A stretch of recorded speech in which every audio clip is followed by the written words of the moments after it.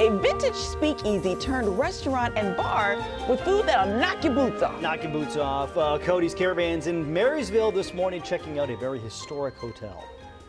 That's right. We're at the Silver Dollar Saloon here in Marysville. Why is it called the Silver Dollar Saloon? Huh? Why? Oh, look at there. You guys Look see at the there. silver dollars there? Yeah. If I only knew somebody that counted all these silver dollars. Russ, how many is there? There are 1,098 silver dollars in the bar. Oh, wow. And you know, because you counted them. I counted them one morning, yeah. People often ask, and well, we need to find out. Joe actually keeps a stack of silver dollars here, and often when families come in, he'll give the young children a silver dollar. Aw, so it's that's kind of cute. cool to just help perpetuate it, yeah. Yeah. I noticed earlier you mentioned the Annie Oakley saddle, and right below that we have a real nice barbed wire collection. So a number of different things you said. barbed Actually, wire collection? the Winchester display on the far wall, I think he's looking at right now. That's a unique display because there are only two of that particular display, and it's twin sisters in the Winchester Mystery House. Winchester Mystery House, yeah. Drew a blank right there. Yeah. Yeah, when Joe and Megan took over in 18, they brought the saddles down, cleaned them all up. The buffalo head on the wall here went out to the taxidermist and got its hair coiffed and cleaned up. So got some nice carvings up there on the wall. So this building here, the down below, has changed hands a bunch. Upstairs was a brothel. right. Upstairs for its life was known as the Grand Hotel. But as I said earlier, don't search for the Grand Hotel. There's one in every major city in the world. but this one's ours. It sits right at the corner of 2nd and D Street here in Yuba City, and rather 1st and D. And all the major events happen around here or come by here. They do a cattle stampede for the rodeo. The Botkai parade comes right by here. The bomb day after the Botkai parade goes right down the street. So there's been a lot of history in this building. And yeah, during the 70s, it was in pretty bad shape. And I want to give credit to the Nicoletti family. They purchased it, renovated it, brought it back up, and made it what it is. And Joe's mom took it over, ran the Silver Dollar for 14 years, and then Joe and Megan took it over. And Joe actually started as a busboy, worked his way up to general manager and head bartender, and he's actually a cordon bleu chef. So that's cool. when I give tours, I never hesitate to ask how the food was, because rarely do you get a complaint. Yeah, good if stuff. you want a good ribeye, make the trip up to Marysville, and they'll slap one on your plate, and you will be satisfied. Okay, so we were hinting around like this used to be several different things, but there used to be a restaurant here that was kind of owned and run by a very famous serial killer. Yeah, the Guadalajara Cafe was run by Natividad Corona, and his brother was the most prolific serial killer in the United States of the previous century. Juan Corona was convicted of killing 24 migrant farm workers and burying them in orchards and shallow graves. Ooh. And when Juan was arrested and eventually tried and convicted, Nadia left town and beat feet for Mexico. And you might wonder why. Well, probably because he had something to do with the murders. But Juan didn't implicate him, so he got away with it. And of course, he was going to go down to Mexico after him anyway. So This place has some crazy history. I'm telling you, crazy history. That's just the beginning. He's got more stories. He's got tons of stories. So we'll show you around some more coming up in this historic old building. Well, thank you very much. Thank you very much. I had to match Russ. Russ looks so good this morning. Okay, so on the wall here is this museum, basically, or barbed wire.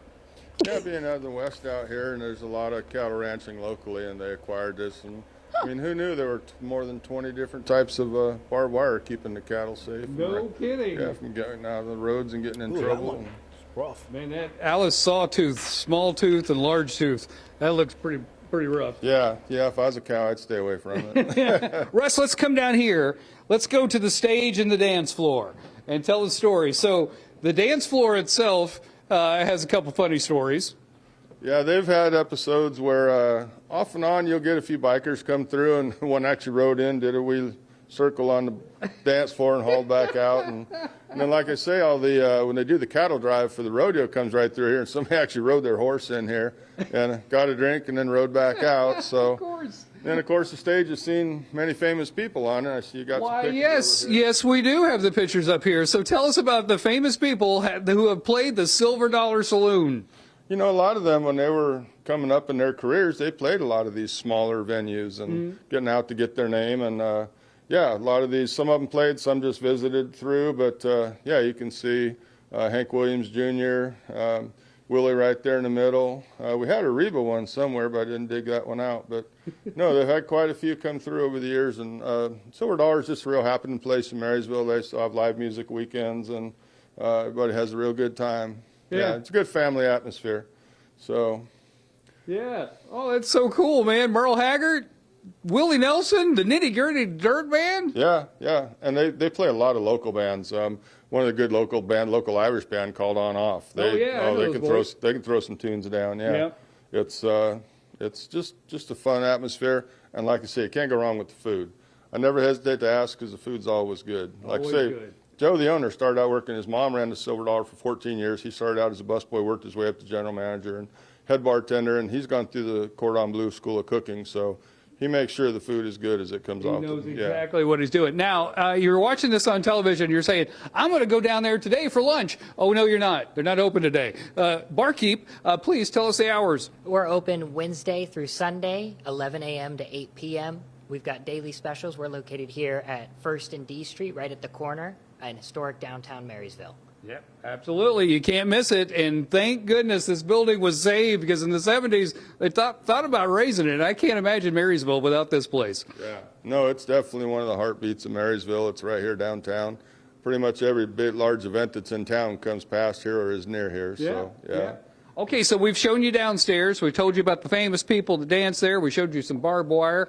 Next, we're going to take you upstairs to where the brothel was. There's some stories, people. There's some stories. Back to you. Oh, man. Imagine tearing that place down and building like a Circle K or something. Like, that would have been terrible. Yeah. What were they thinking? Yeah. Wow. Cody, where would you like to send the Caravan next? Oh, my goodness. Do you know of a place that's got like a ton of history like this bar does, and it's a bar? I'll go there. Or if it's an old restaurant, let me know, especially out in the neck of the woods that people don't get to go out to. We'll go visit. So good day at kmaxtv.com. Just let me know. And bonus points if at one point was a den for vice, gambling or... Yes. It's good stuff. Thanks, Code.